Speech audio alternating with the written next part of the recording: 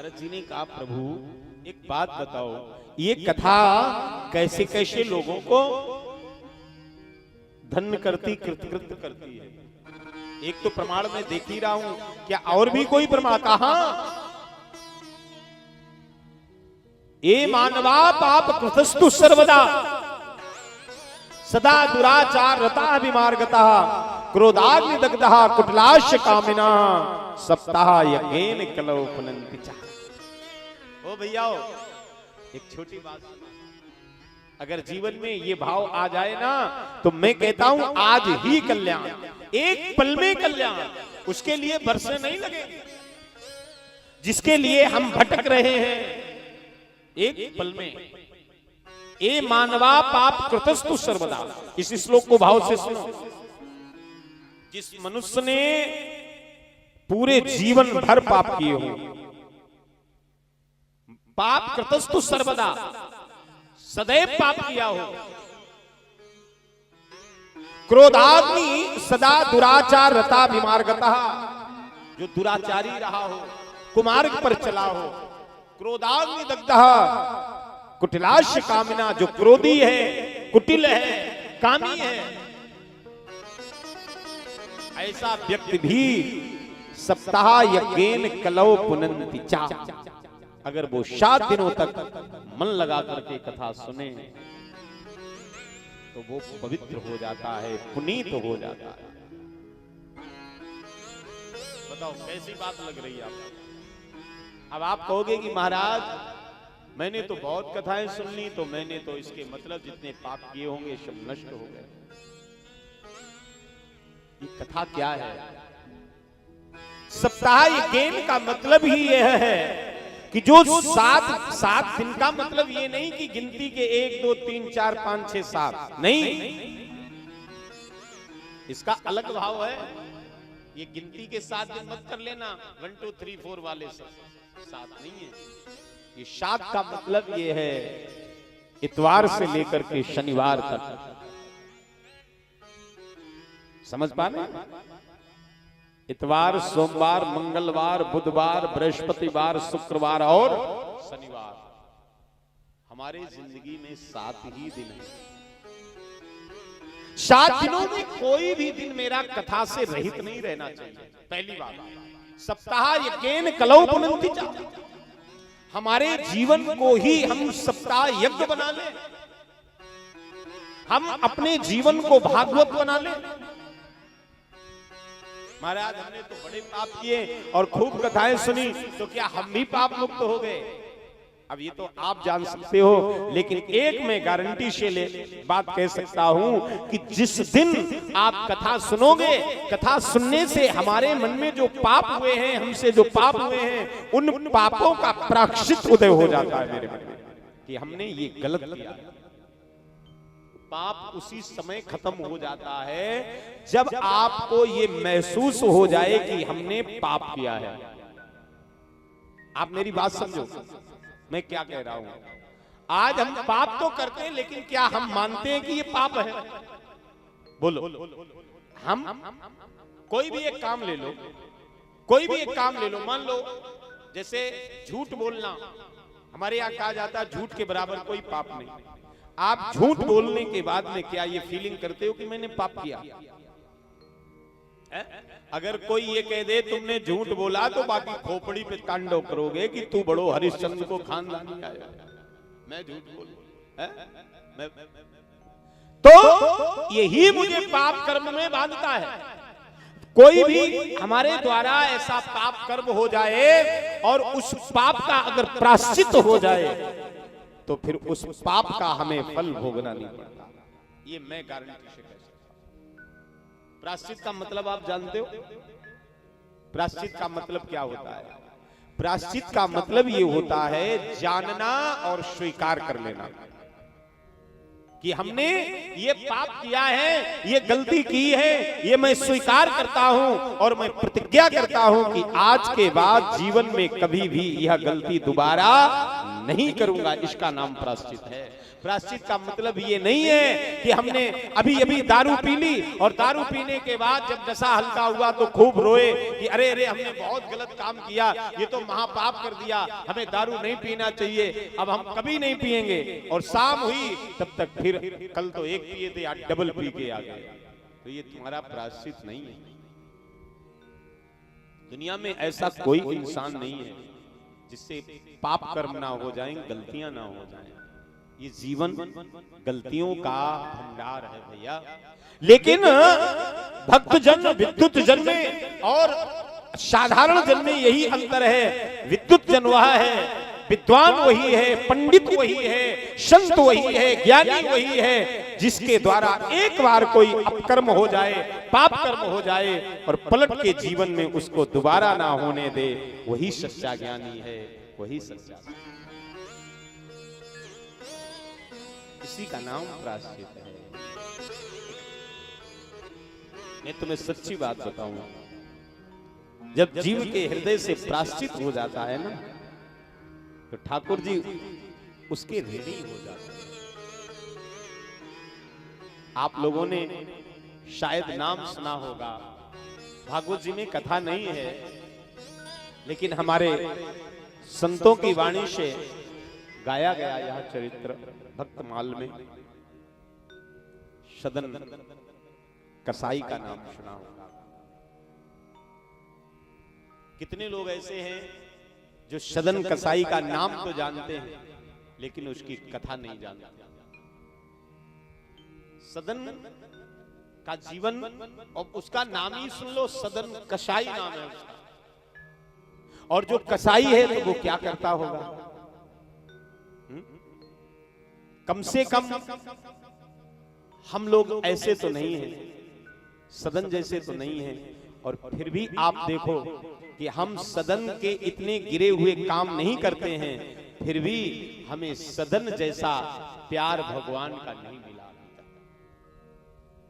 हम सुबह शाम पूजा करते हैं, उनका नाम जपते हैं, उनकी कथा करते हैं, सुनते हैं, लेकिन हमें आज तक ठाकुर जी का उतना अनुग्रह नहीं मिला, उतनी कृपा नहीं मिली, उतना प्यार नहीं मिला जितना प्यार ठाकुर जी ने सदन से।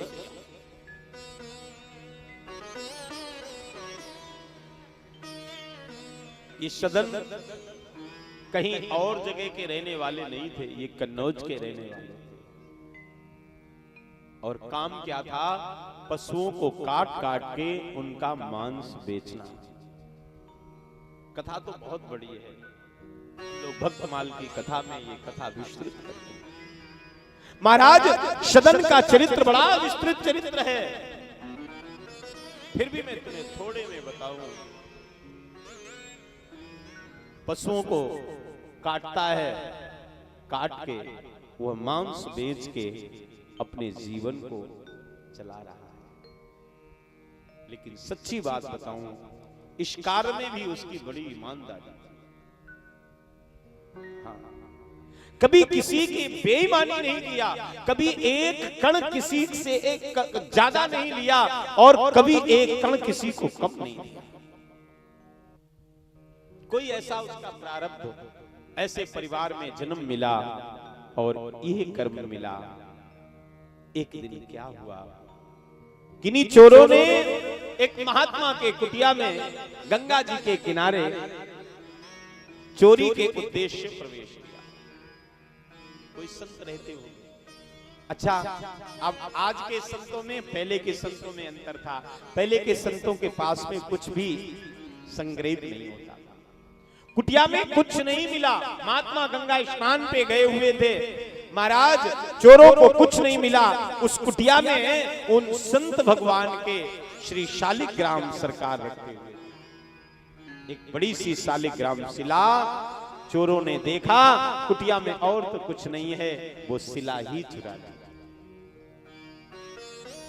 और सोचा इसको चलो बेच देते हैं, कुछ ना कुछ तो मिल ही जाएगा। और महाराज वो चोर शालिग्राम की शिला को लेकर के, उस सरकार को लेकर के सदन की दुकान पे आ गए। बड़ा अच्छे हैं, चमकीले चिकने हैं, खूब बड़े से हैं।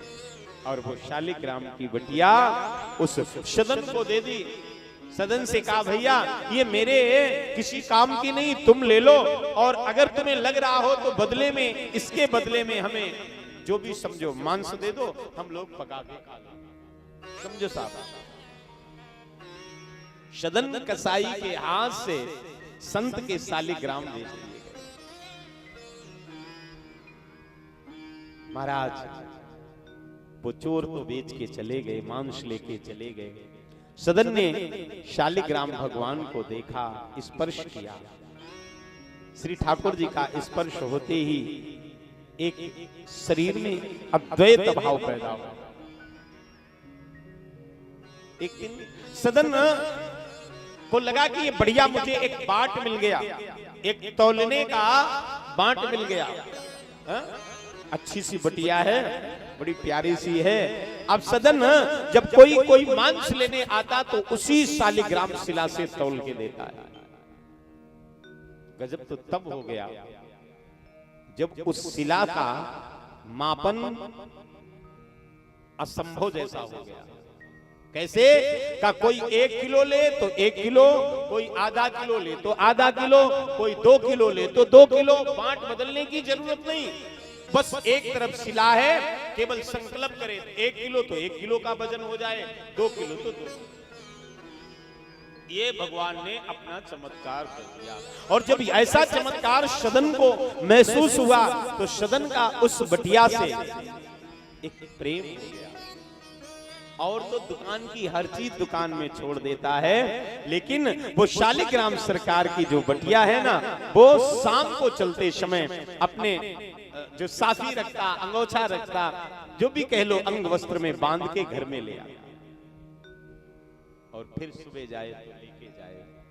धीरे धीरे धीरे धीरे ये सूचना पूरे क्षेत्र में व्याप्त हो गई कि सदन के पास में एक ऐसा पत्थर है, उस पत्थर के माप में हर माप समा जाती है। 5 किलो 50 ग्राम एक पत्थर से चल जाता। और जब ये खबर उन महात्मा को लगी जिनके शालिग्राम चोरी हुए थे, बाबा जी समझ गए कि ऐसा तो दुनिया में कोई पत्थर दूसरा नहीं हो सकता, जरूर मेरे ठाकुर जी सदन के पास पहुंच गए। और फिर वो महात्मा जी अपने भगवान को लेने के लिए उसी गली में प्रवेश कर गए।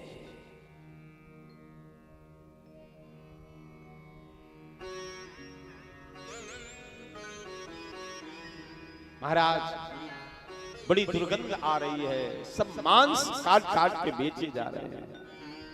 महात्मा अपने नासिका को ढक करके जैसे तैसे पूछते हुए सदन के दुकान के सामने आए।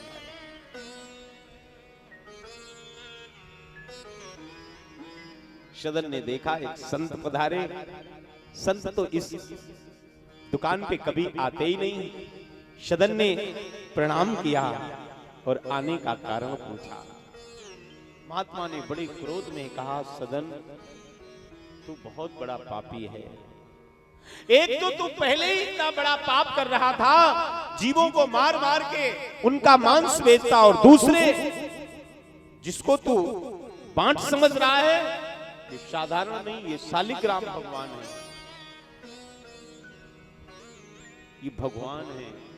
और जब ये सदन ने सुना तो सदन तो कप गया कि हे प्रभु, हम पापी थे, यहां तक तो बात समझ में आती, लेकिन तुमने मुझे महापापी बना दिया। एक पल नहीं बीता, सदन ने वो शालिग्राम भगवान को उठाया और महात्मा को दे दिया। गुरुजी आप ले जाओ, मुझे क्षमा कर देना, मुझे पता नहीं था, मैं अज्ञानी पुरुष, हमसे बहुत बड़ी गलती हो गई, आप ले जाओ। और भगवान से प्रार्थना करना कि हो सके तो मुझे माफ कर दें। महात्मा शालिग्राम भगवान को लेकर के आए, गंगा जल में स्नान किया, पंचामृत स्नान कराया, चंदन लगाया, धूप दीप किया, सुंदर से मखमल के आसन पर बिठाला।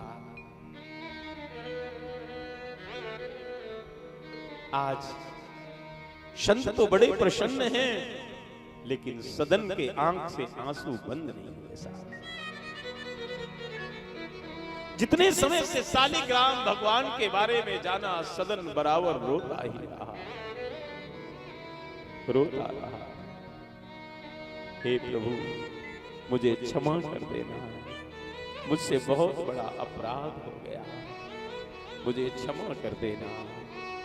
दुकान में मन नहीं लगा और जल्दी दुकान बंद कर दी। उदास मन लेकर के घर आया। पत्नी ने भोजन बनाया, लेकिन सदन ने आज भोजन नहीं किया। हाथ मुंह धोए पलंग पर बैठ गए और बैठ के रोने लगे। हे ठाकुर, मुझे क्षमा कर दो, हे ठाकुर, मुझे क्षमा कर दो।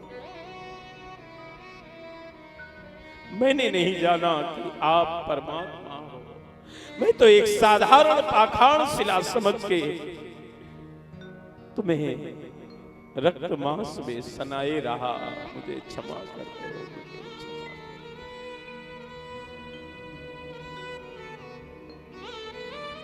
रोते रोते रात्रि व्यतीत हुई। महाराज,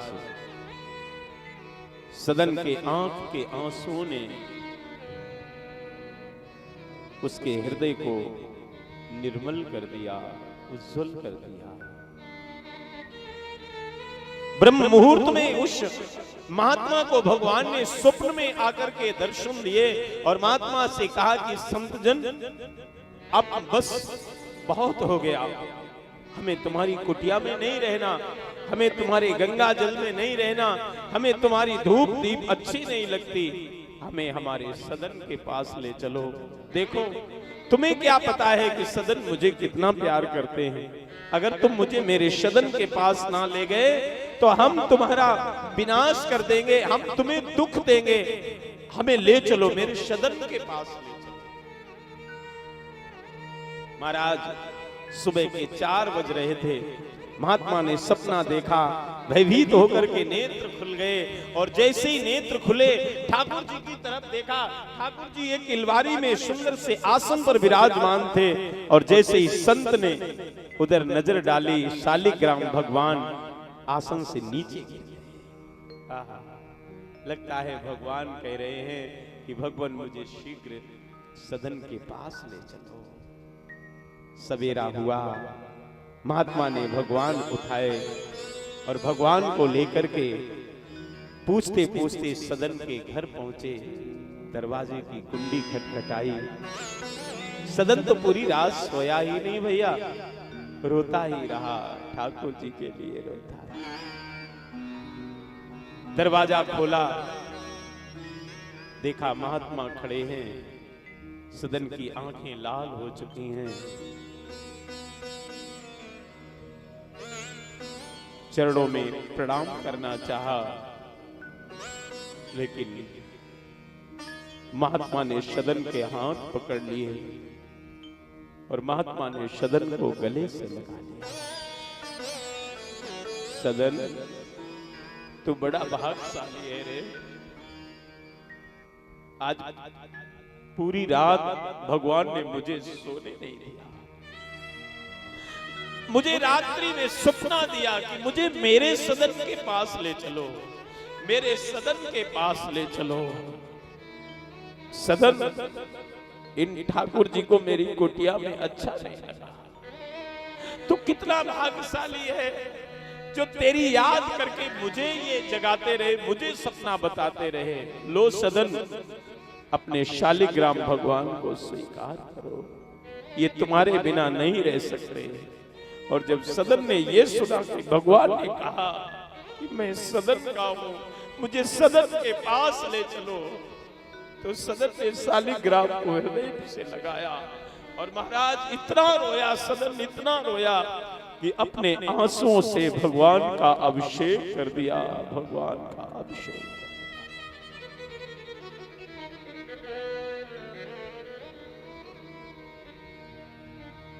और जिस सदन का जीवन मांस वितरण पे चलता था, मांस बिक्री पे चलता था, एक पल में सदन ने निर्णय ले लिया। सुबह है, परिवार के सदस्य सो रहे हैं। क्या होगा परिवार का, क्या होगा दुकान का, कोई परवाह नहीं। बस शालिग्राम शिला को एक वस्त्र में बांधा और बांधने के बाद अपने गले में लटका लिया। एक पल की देरी नहीं लगाई और सदन अपने घर का त्याग करके सीधा जगन्नाथ भगवान के लिए निकल पड़ा। जगन्नाथपुरी की ओर चला गया। पैदल कई दिनों की यात्रा करके जगन्नाथ जी के श्री विग्रह के सामने पहुंचे और सदन में शेष जीवन अपना भगवान श्री जगन्नाथ जी के सामने व्यतीत कर दिया। मरते मरते भी उस शालिग्राम शिला को अपने से दूर नहीं किया। प्यारे, इसका नाम प्रायश्चित होता है, इसका नाम प्रायश्चित होता है। पाप तो हुए, लेकिन जब जाना कि ये पाप है उसी पल छोड़ दिया। जीवन में दोबारा कभी पाप होने नहीं दिया। जिस दिन हमारे जीवन में ऐसा भाव आ जाए, मैं हृदय से कहता हूं भैया, उसी दिन हम पाप मुक्त हो जाएंगे, उसी दिन हम गोविंद के हो जाएंगे, उसी दिन हम